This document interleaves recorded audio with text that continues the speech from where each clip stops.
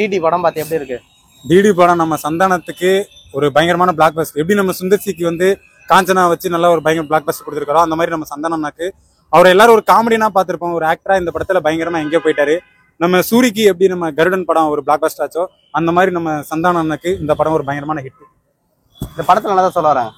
இந்த படத்துல என்ன எப்பவும் சொல்ற பேய் கதை தான், பேய் வித் காமெடி நல்லா இருக்கு. ஒரு என்டர்டெய்னிங்கா இருக்கு. நம்ம கதையா பார்க்காம ஒரு என்டர்டெயின்மெண்டா ஒரு பொழுதுபோக்கு வந்து படம்னா கண்டிப்பா மக்கள் எல்லாருக்குமே இந்த படம் பிடிக்கும். இதுல யார் யார் நடிச்சிருக்காங்க?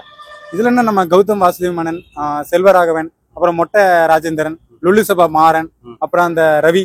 இதுல என்னன்னா நம்மளுக்கு எப்படி நம்ம சந்தானத்துக்கு இதுக்கு முன்னாடி படத்துல வந்து நம்ம இவரு லுல்லு சபா மாறன் வந்து ஒரு டைலாக் சொல்லிருப்பாரு, இன்னும் பைத்தியக்காரனாவே நினைச்சிட்டு இருக்கியா, அந்த டைலாக் மாதிரி இந்த படத்துல ஒரு டைலாக் இருக்கு. அதை பாத்தீங்கன்னாலே போதும், படம் எல்லாருக்கும் பிடிக்கும். யாருமே இந்த படத்தை ஹேட்டே பண்ண முடியும், அந்த அளவுக்கு படம் பயங்கரமா இருக்கு.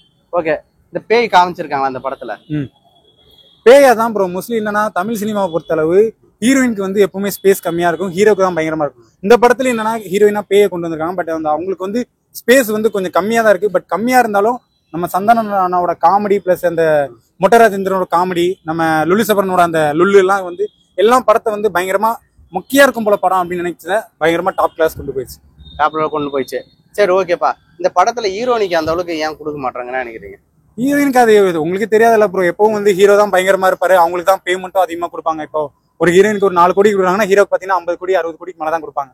சோ ஹீரோயினுக்கு வந்து எப்பவுமே தமிழ் சினிமா இல்ல எந்த ஒரு சினிமானாலும் பாட்டு மியூசிக்லாம் நல்லா இருக்கு. அந்த கிசா 47 ஒரு ரிவ்யூ வச்சு ஒரு பாட்டு இருக்கு, தியேட்டரே பிளாஸ்ட்னு சொல்லலாம்.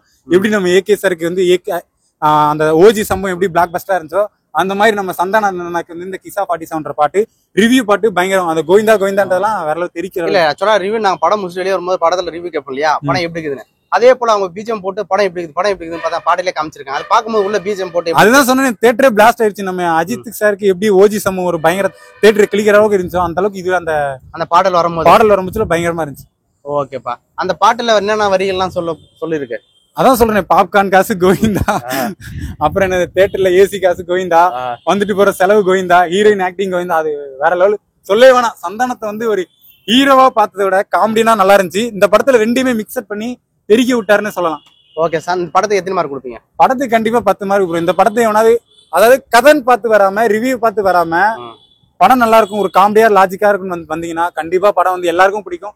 யாருக்கும் நம்பி வரலாம், சந்தானத்தை நம்பி வரலாம், சந்தான காமெடி நம்பி வரலாம். அவ்வளவுதான். ஹீரோயின் நம்பி, அவர் ஹீரோவா நம்பி வராம அவர் ஒரு காமெடியை நம்பி இருந்தா படம் பிளாஸ்ட். மத்த படத்துக்கும் இந்த படத்துக்கும் என்ன வித்தியாசம் நினைக்கிறீங்க? மத்த பேய் படம் பாத்தீங்கன்னா ஏதோ பேய் வருது அப்படி இப்படி பயமுறுத்த அப்படின்னு சொல்லி ஒரு சும்மா மக்களை ஏமாத்திட்டு போயிருவாங்க. ஆனா இந்த படத்துல வந்து மக்களை வந்து சிரிக்க, வயிறு குலுங்க சிரிக்க வைக்கிற மாதிரி எல்லா போர்ஷன்ஸும் இருக்கு. அதே தியேட்டர் பிளாஸ்ட். அவ்வளவுதான். ஓகே தம்பி.